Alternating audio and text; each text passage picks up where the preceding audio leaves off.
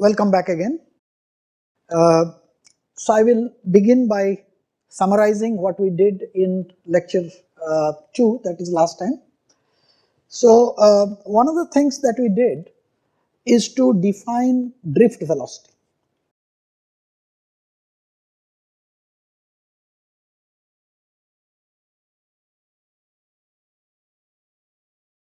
So this is the velocity which the charge carriers attain when subjected to an electric field.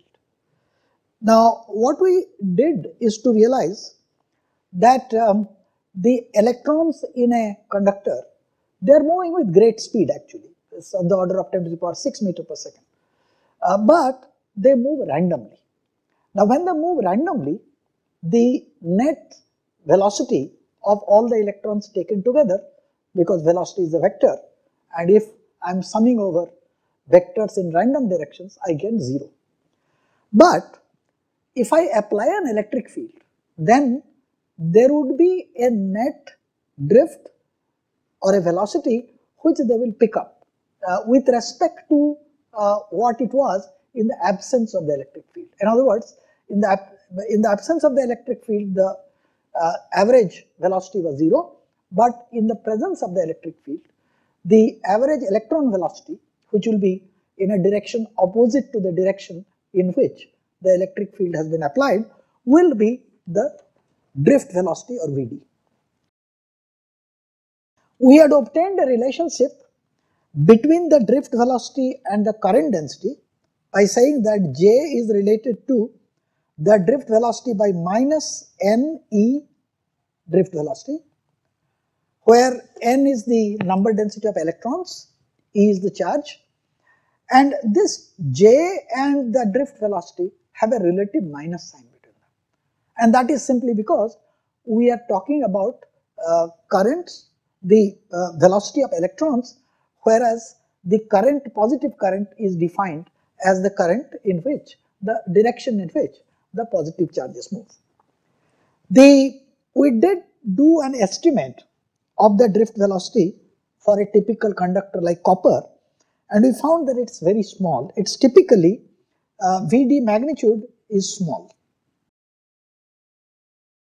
We found it to be a few millimeter per second.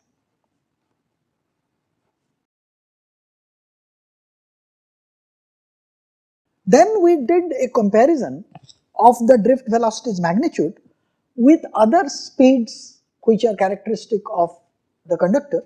For example, we have already said that the random speed, the thermal speed of electrons, is of the order of 10 to the power 6 meter per second, which is of course several orders of magnitude higher.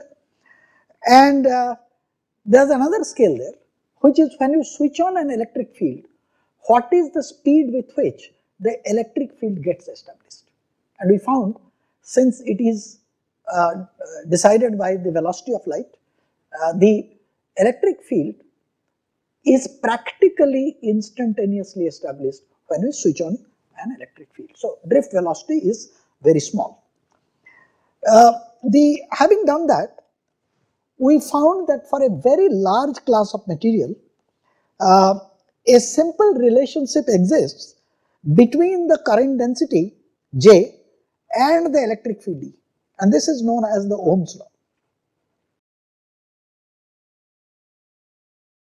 We found that we can write J equal to sigma E, or alternatively the reverse relationship, E is equal to rho J. Sigma is called the conductivity and rho the resistivity.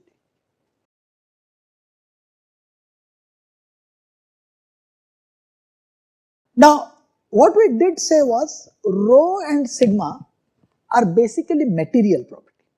That is the property which depends upon what material it is. We also said that it could depend upon things like temperature and pressure, but we have not said much about it.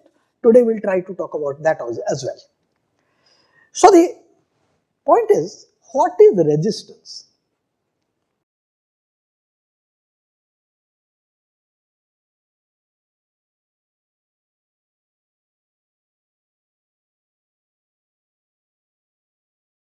So what we said is this, that while resistivity or conductivity are material properties, the resistance is a sample dependent property. Of course, it depends upon the conductivity or resistivity, but it also depends upon the sample geometry. So we define the resistance as, I should more properly say that resistance as seen between or as measured between 2 points across which we apply a potential difference delta V. And the resistance R between such 2 points is defined to be delta V divided by I. So in other words, resistance is defined as the potential difference that must be applied across 2 points of a resistance in order to get a unit current. And of course, we know the unit of current is ampere, and this is volt. So therefore, resistance has the unit of ohms. Other than depending upon material property like conductivity and resistivity, the resistance depends upon directly proportional to the length of the sample and has an inverse relationship with the area of cross section.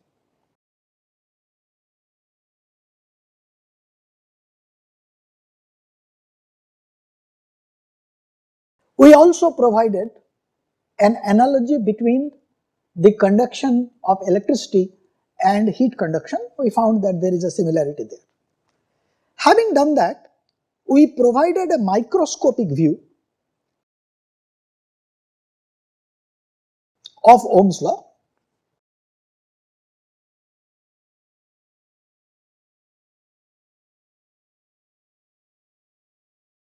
And we basically pointed out that there is a characteristic time which is defined as the time that is taken or time that elapses between two successive collisions between the electron and the ions or atoms in the medium.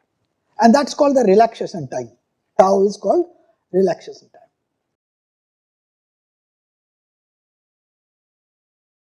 And we showed that the conductivity is given as Ne square tau over m. And we also found out that there is a relationship between the drift velocity and this relaxation time, which is simply E tau over m. So note one thing, that in spite of the fact that in typical metal, tau is of the order of 10 to the power minus 14-15 seconds,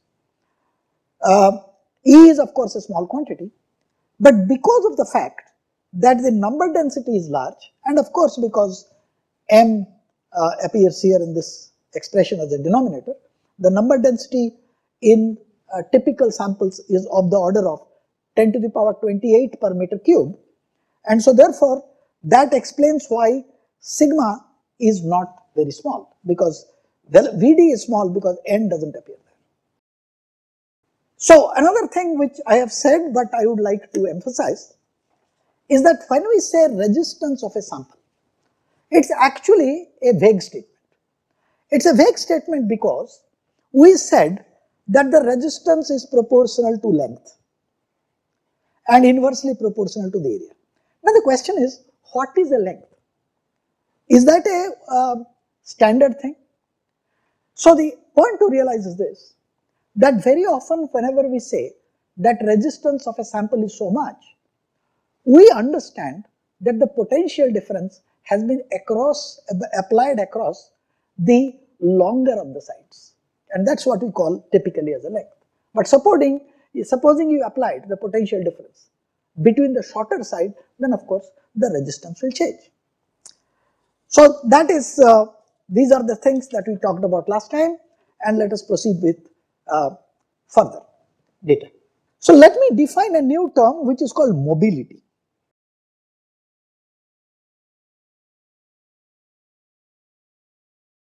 Dictionary wise, when I say that something is mobile. Mobility is ability to move. But of course in physics we have to be a lot more precise. I mean, it's not ability to move, but that's where the name comes from. So let me say, qualitatively it is the ease with which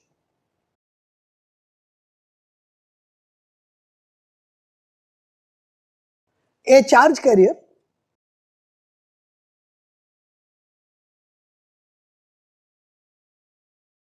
moves inside a solid.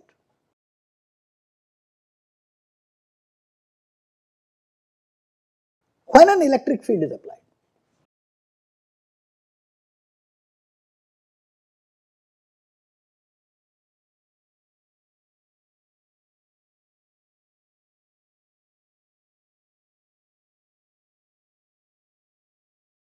So notice that mobility depends upon how easily the charges move inside a conductor in an electric field. We will see that the mobility becomes actually a lot more important in substances which are known as semiconductors, but at the moment we are talking about conductors. So therefore, we need a quantitative definition. Mobility by definition is a positive quantity, and it is defined as the ratio of the drift velocity to the applied electric field. Notice that velocity meter per second, electric field is of course volt per meter, so therefore this has the unit of meter square by volt second. So this is the quantitative definition of mobility, and let us try to see how it is connected to the characteristic times. Remember that we had obtained this expression for the drift velocity, which is E tau over m.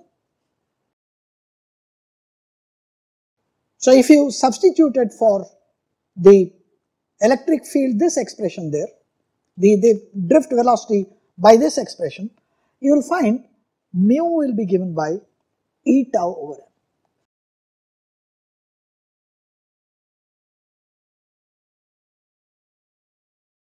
Now this enables you to determine the typical values of mu. Remember, this is 10 to minus 19.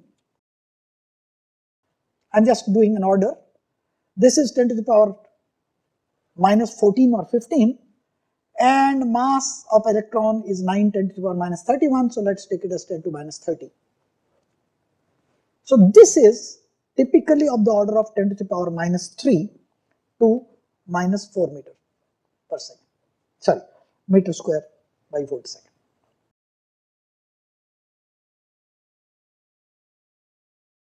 This is actually very small. So this is very important to realize that though I said mobility is the ease with which the electrons move in the presence of a semiconductor, in the presence of an electric field, the value of mobility in case of conductors is actually not very much. So usually this is measured in not in meter square by volt second, but in centimeter square per volt second. We will do some calculation, we will see this is not very large for a substance like copper, etc.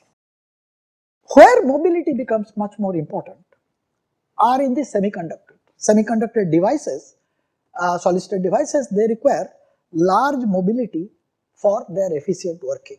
For example, if you look at silicon at room temperature, this has a mobility. There are two types of charge carriers in silicon or semiconductors in general. There are this electron mobility. So electron mobility is about 1400 centimeter square per volt second. This is the electron mobility.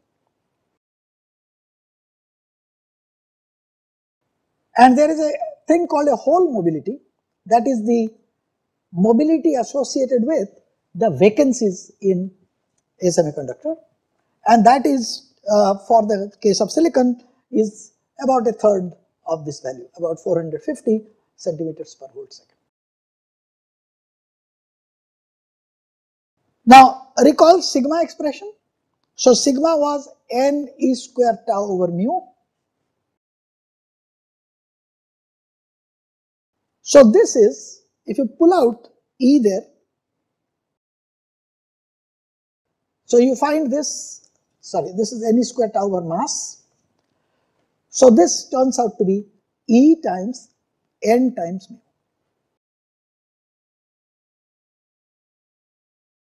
And that is just taking my expression from here, that my mu is given by E tau over m. So notice that the conductivity has a simple relationship with the mobility, which is simply the electronic charge multiplied by the number density times the mobility.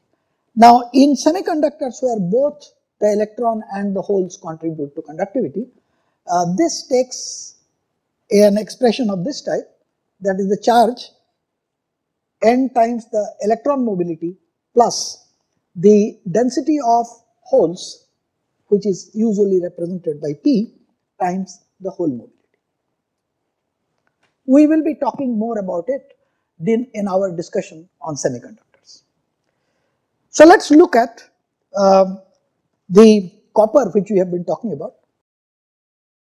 Remember, we calculated in one of the examples, the number density of copper was 8.5 into 10 to the power 28 per meter cube. And we had seen that sigma is 5.8 into 10 to the power 7 Siemens per meter. So therefore my mobility is, if you look at this expression, sigma equal to Ne mu, my mobility is simply sigma over Ne. You substitute this, so this is 5.8 into 10 to the power 7 divided by 8.5 into 10 to 28 multiplied by 1.6 10 to minus 19. So this is, you can calculate the number, but let's look at the order of magnitude. In the denominator you have got 10 to 9, so therefore you take it up there, so you got 10 to minus 2, and there is a 5.8 by 8.5, and it works out to 0.0042, okay, meter square per volt second, which is 42 centimeter square per volt second. I had already told you that the silicon, for example, has a fairly large electron mobility, which is 1400 or so. Now, I can look at this data and in turn find out what is the drift speed like. So let's look at Vd expression. So supposing I apply, let's say, an electric field of 10 volts. Supposing I have E is equal to 10 volts. I just now calculated mu to be equal to 4.3 into 10 to minus 3 into 10. So that gives you 4.3 into 10 to minus 2, or in other words 4.2 centimeter per second. Consistently giving us small number for drift velocity. Let us return back to Ohm's law, which we talked about. So what we said is, the Ohm's law is a linear relationship that exists between the applied voltage and the current. So the typical IV relationship, if Ohm's law is valid, is given like this. And this thing, slope here, is tan inverse of the resistance. V is equal to I times R. So that is typical relationship. Most of the time, this relationship will have some deviation from linearity, particularly in this region. So this is Ohm's law. and this is deviation from linearity.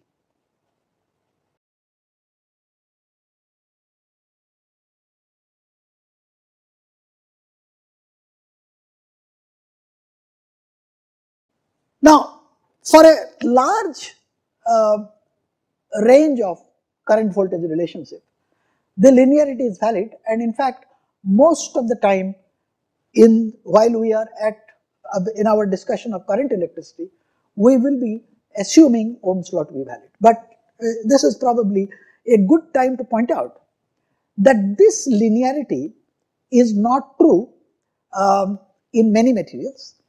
But more importantly, another property in case of most of the conductors is that VI relationship that I have given you, it is independent of the signature of V. What I mean is that the current that flows, the magnitude of the current that flows, it doesn't depend upon the sign of V.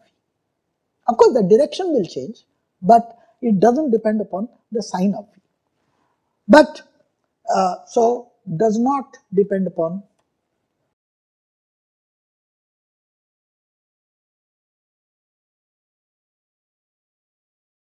What it means is that if you have a resistance and let's suppose you apply a potential difference between the two ends, with this side positive, this side negative, you get certain amount of current, that if you change the polarity, that is the potential difference between the two ends, instead of this being positive, that being negative, if you make this negative, that positive, the magnitude of the current for the same voltage, irrespective of its sign, remains the same. But this is not true particularly when you go to semiconductors. So if you look at the current voltage characteristic of a typical diode like a silicon diode, this is completely different from what you see in the case of a metal. So for instance, for a silicon diode, when you apply a forward voltage, that is positive V, the language that is used in diodes is if the diode is forward biased, then what you find is that for certain values of voltage, small values of voltage, the current essentially remains 0, and then suddenly there is a threshold after which it rises sharply. This threshold for silicon is 0.7 volts. So that's the type of scale we are talking about, and this is this scale is about 1 or 2 volts. In this case, the current I is in milliamps. Now, something interesting happens when you apply voltage in the reverse direction. The direction of current of course changes, but the current essentially remains 0 for a very large value of voltage, even for 50-60 volts or so. And then there is a particular value at which what is known as a breakdown occurs. So this is called breakdown voltage.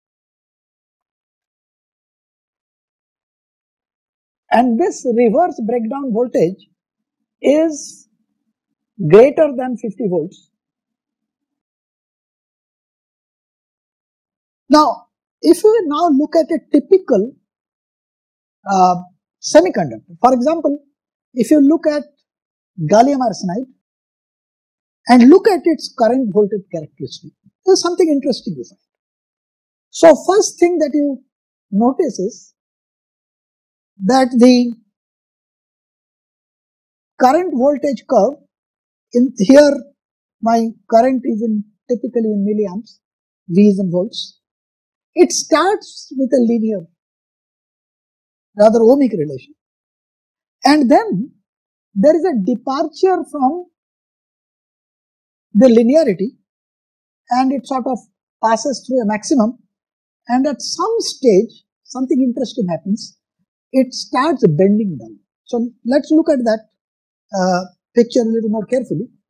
So I have 3 regions here. This is my region 1, and this region 1 is, it follows Ohm's law. In region 2 is a nonlinear region.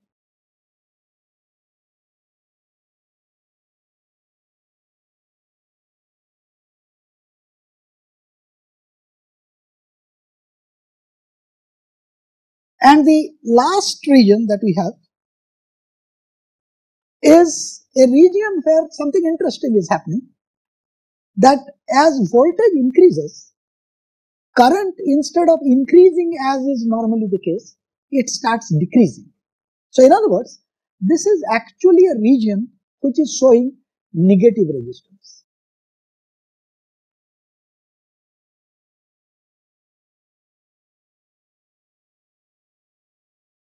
There is another thing that I would like to point out. Remember, I said that when I say that resistance of a sample is so much, you should be a lot clearer and point out that the resistance, when I apply it across these points in a resistor. But on the other hand, we generally understand by length the longer side. Now, in laboratory uses, in many practical uses, we need resistances whose values are standard.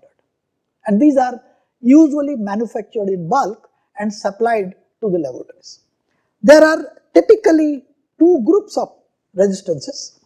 The first one is what is called a wire bound. These are made of alloys of materials such as manganese, constantine. These are all alloys. Nichrome wires.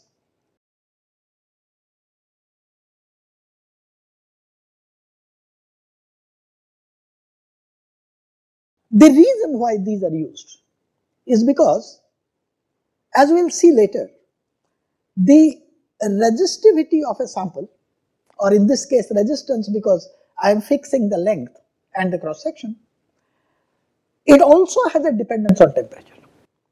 Now these are materials where the resistance is roughly independent of the temperature range. They are fairly tolerant towards changes in temperature. And these are used when you want typical use resistance typically from fraction of a ohms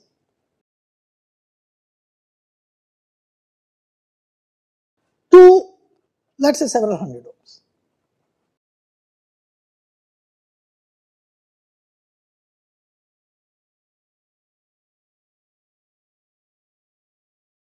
More common are what are called carbon resistances, which also has such sturdy properties. Now in carbon resistance, there is a color coding used to indicate what is the resistance. If you go to the lab and pick up a carbon resistance, you will find there are certain color bands there. I mean, typically a carbon resistance would look like this. So let me suppose this is the resistance. There will be two lead wires across which you can apply the potential difference. But what you will find is there will be different colors here. I don't have all the colors, but let me sort of draw some one or two that I have actually.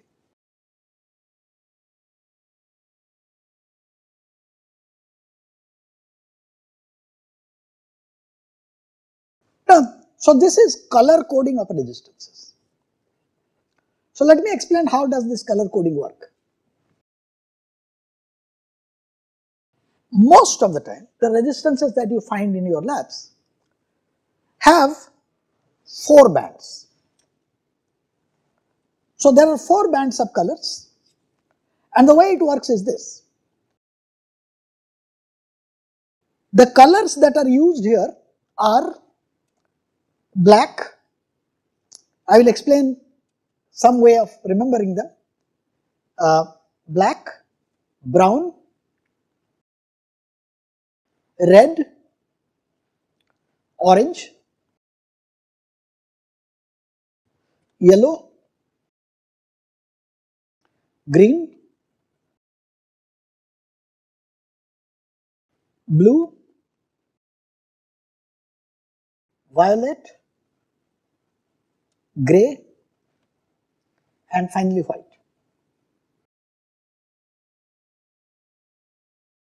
So let me explain how this works. Typically, these are 4 bands. I have just shown you 3, but let me add another one. Out of this, the first 2, they represent the significant figures. So let me explain what it means. So this is significant figure.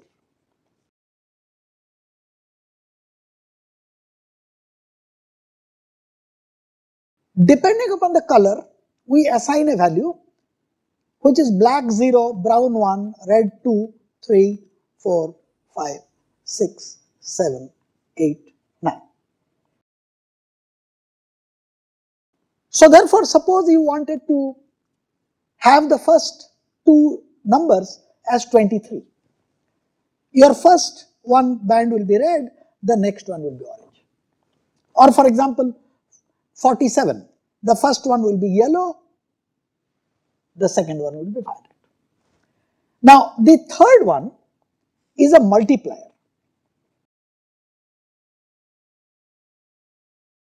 The multiplier is basically 10 to the power whatever is the digit which represents this color. I'll give an example to explain what happens. So for example, supposing I wanted to write 230, what will I do? Now this I will write as 23 into 10 to the power 1. So 23 is red orange, so it will be red, first band red, next band orange, and 1 is brown, so next band will be brown. There is a fourth band which tells you what is the tolerance level, and this fourth band is either silver, which represents a 10% tolerance, or gold, which represents a 5% tolerance, or no color, that is the band is missing actually, missing band, which represents a pretty bad tolerance, which is 20% tolerance. Of course, you would sort of wonder, how does one ever remember such things? When we were in school, we were given a mnemonics to remember this. So I will repeat that. You might have your own, but the one that I learned is a phrase like this: B.B. Roy of Great Britain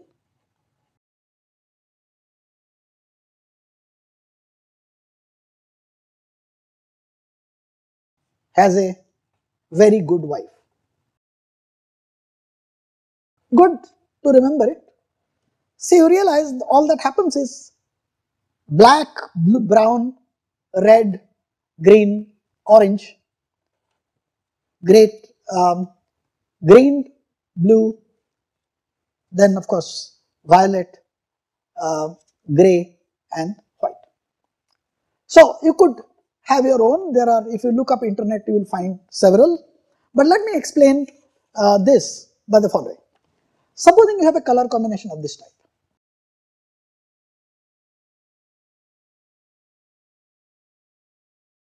Supposing you have a yellow, you have a violet,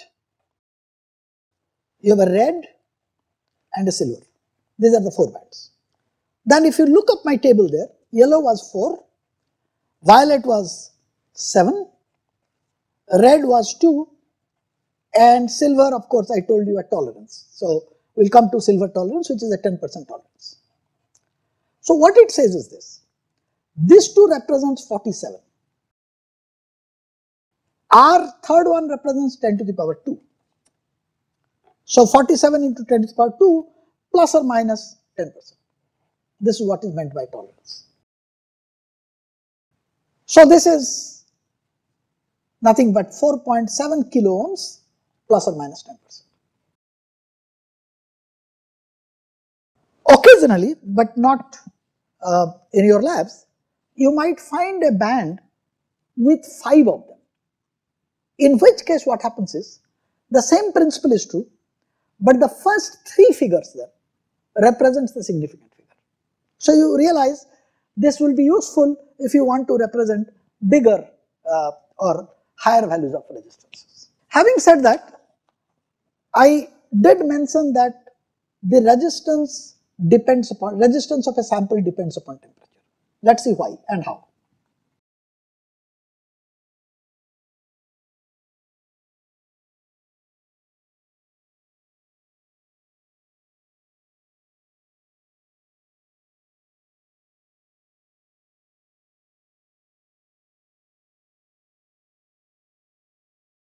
Now the typical variation of resistivity of a sample with temperature has been found to be roughly linear.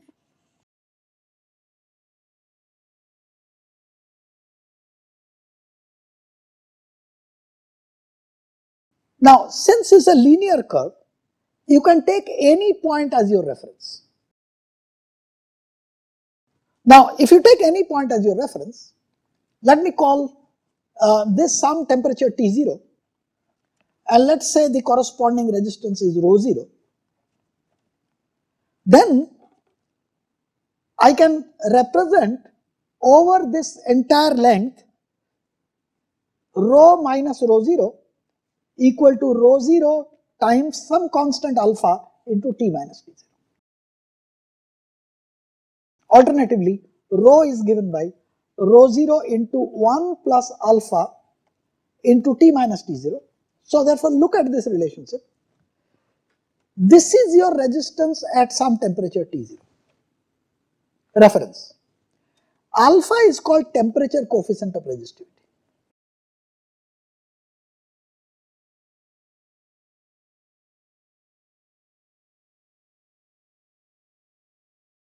And of course, T is the temperature at which you want to find out what is the resistance like. So basically what we are trying to tell you is this, that like you know, when you apply a temperature, you have thermal expansion. You have, for example, the length changes, delta L. Okay? So in thermal expansion, what we do is to say that the length changes, delta L is equal to alpha L into delta T. A very similar relationship here. So alpha is 1 over rho naught, rho minus rho naught divided by T minus T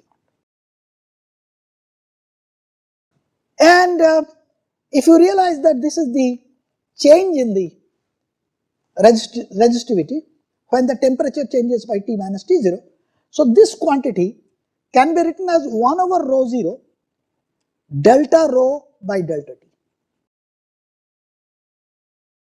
Now this is the definition of the temperature coefficient of resistivity, and sometimes in some material, depending upon the temperature range, this relationship may not remain valid, in which case you should probably add corrections like beta into T minus T0 square plus gamma into T minus T0 cube, etc., etc. So then for a material such as copper, for instance, versus temperature, if you do it, their variation is like this. So there is a wide length range in which the linearity is valid, but of course there are some corrections here. So this is typically copper. Nichrome is a much better, this is copper. If you look at nichrome,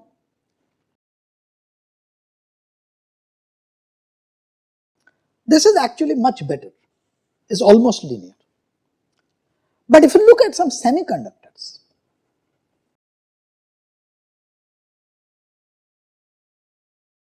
the behavior is different. Basically, it goes like this.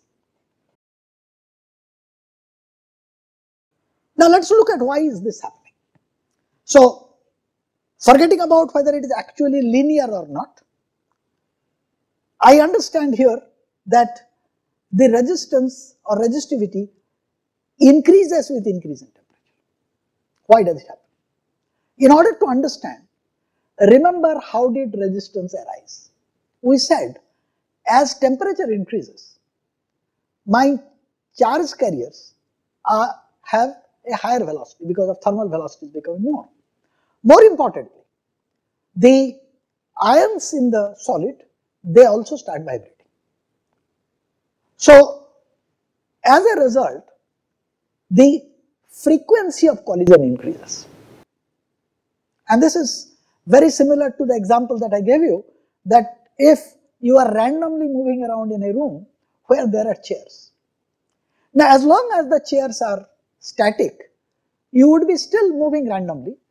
But suppose in the process chairs also started moving randomly, then of course your probability of collision becomes much more.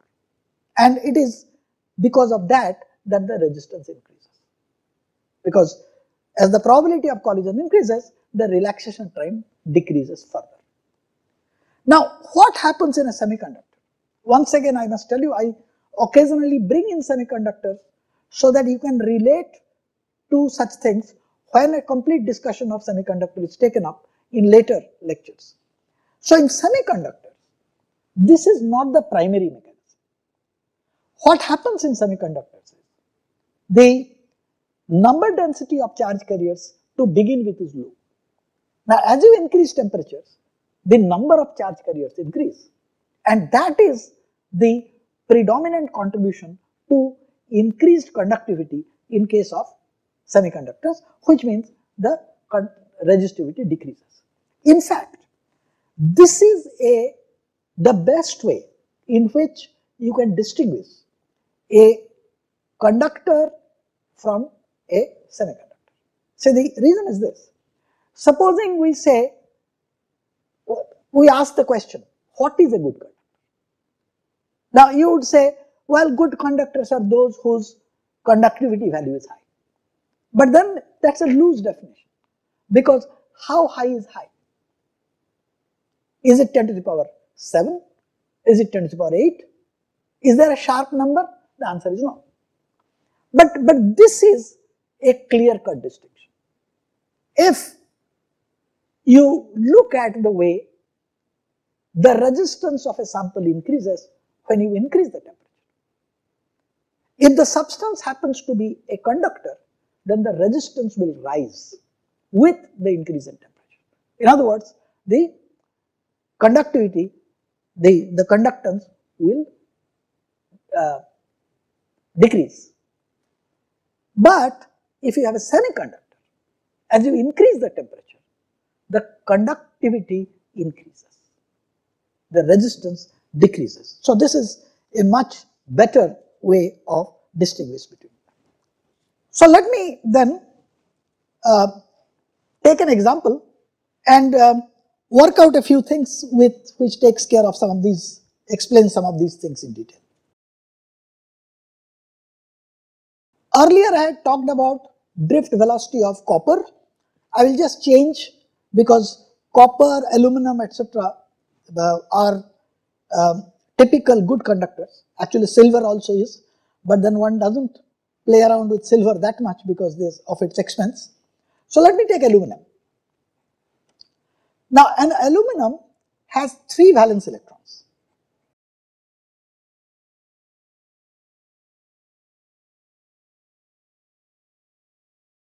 And at 0 degrees centigrade, it has a resistivity of 2.7 into 10 to the power minus 8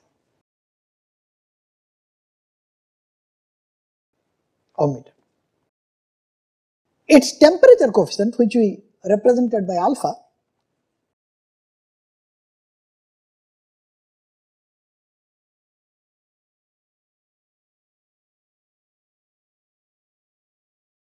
is 4.3 into 10 to the power minus 3 per degree Kelvin or per degree centigrade doesn't make any difference, because as you know I am talking about units of temperature, so it doesn't matter. 1 degree Kelvin difference is also 1 degree centigrade difference.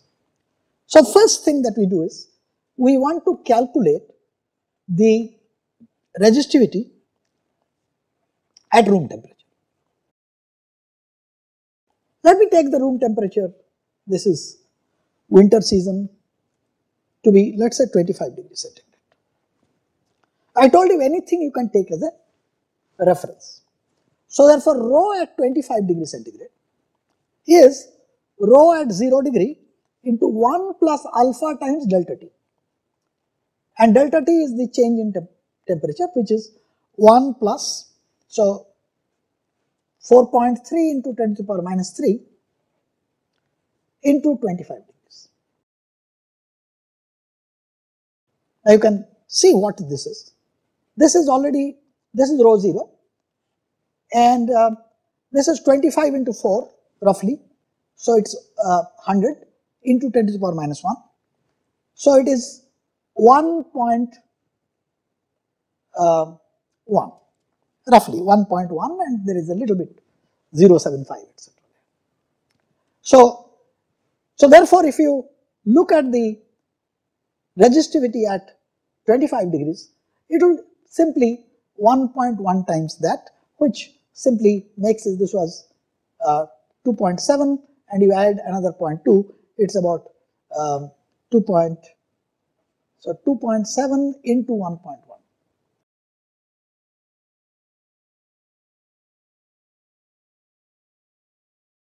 So about 2.9 into, of course, 10 to the power minus 8 ohm meter. Return back to properties of aluminum. Aluminum has an atomic mass of 27.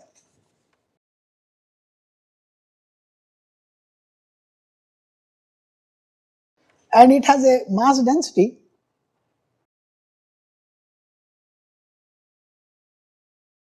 of about 2700. This makes our calculations a little easier.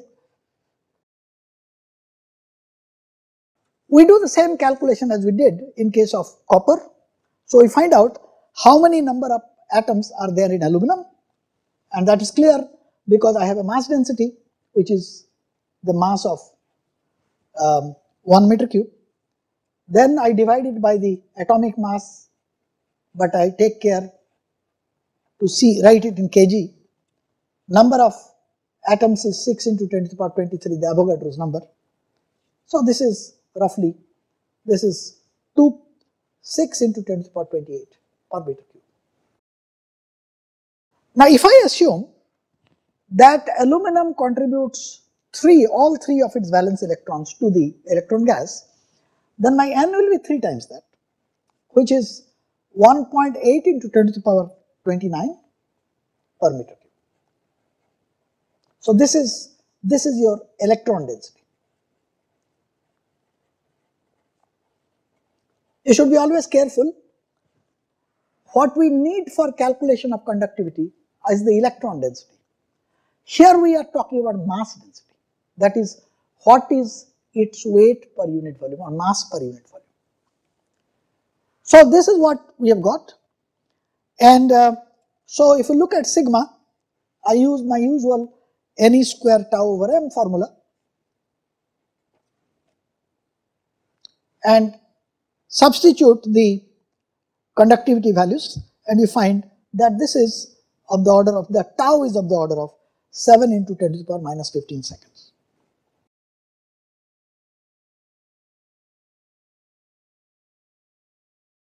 You have calculated the mobility, which is sigma over Ne. I will not repeat this calculation because we have calculated the sigma, and then N we have got, and then E of course is given. If you do this, it works out to 12 centimeter square per volt second. The corresponding mean free path is obtained by multiplying this number with the typical value of the electron velocity, thermal velocity, which is 2 into 10 to the power 6. This is about 14.4 nanometers or so. So basically, what has happened is this. So as temperature T increases, we have the following relationship for conductors.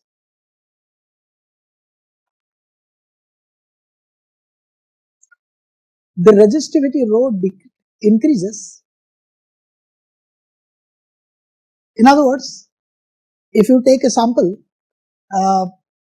of a fixed dimension, of course, then the resistance R also will increase. Sigma naturally decreases.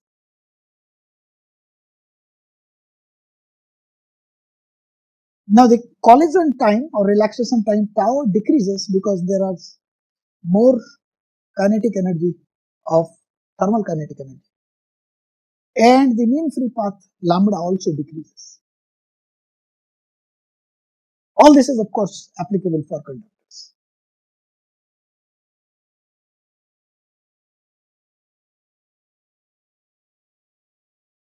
Let me give you an example of how this temperature dependence of resistance or resistivity can be used to determine the temperature of an unknown heat bath. For instance, we have a platinum resistance thermometer.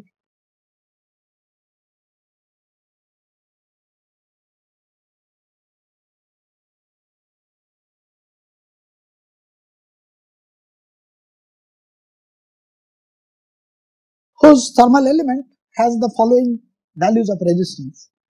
At T equal to 0 degrees centigrade, the resistance R of the sample is 5 ohms, and at T equal to 100 degrees centigrade, resistance is 5.4 ohms. This is the property, the calibrated values. And when the same thermometer is put in a heat bath of unknown temperature,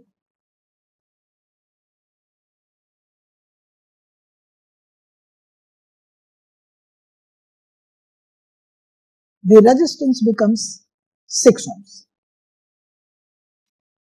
The question is, what is the temperature of this heat bath? Now the first thing is, we know that the resistivity rho is related to, at any temperature, is related to the resistivity rho at certain reference temperature by rho naught into 1 plus alpha times delta T, where alpha is the temperature coefficient of resistivity and delta T is the change in temperature from this reference temperature. In this case, we take the reference temperature to be 0 degrees centigrade and delta T is 100 degrees. Now, since we are talking about a particular sample, the resistance obviously follows the same rule because the dimensions have to be multiplied on both sides. So resistance R also follows R0 into 1 plus alpha times delta T. So if you substitute the given values, 5.R4 ohms is equal to 5 ohms here into 1 plus alpha times delta T is 100. And if you solve this equation, you find out the value of alpha to be given by 8 into 10 to the power minus 4 per degree centigrade. Now I substitute this equation, R equal to R0 into 1 plus alpha delta T, and take, if alpha R is taken to be 6 ohms, so I have 6 is equal to 5 into 1 plus 8 into 10 to the power minus 4, that's alpha, times delta T, this is the new delta T, and if you solve for this, I get delta T is equal to 250 degrees centigrade. Since my reference temperature with respect to which I had my 5 ohm resistance was 0 degrees, so the temperature of the heat bath is 250 degrees according to this method. One thing that we observed is that the reference point can be anything, and that is because of the linearity of this relationship. Okay, let me conclude this lecture by saying that copper at 0 degrees has a resistivity of 1.7 into 10 to the power minus 8 ohm meter. I am asking what should be the temperature at which its resistivity will double.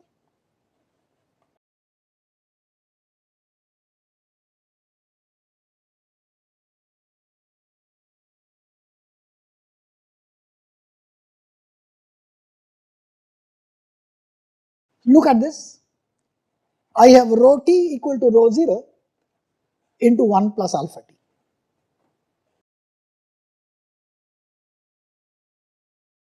Well, alpha we have just now found out from the previous example. We did find out for platinum, but the value of alpha is known, and so therefore I can substitute it here. All that I am asking is what should be the temperature at which my rho t will be equal to 2 times rho 0. You could work this out and we will continue with this next time.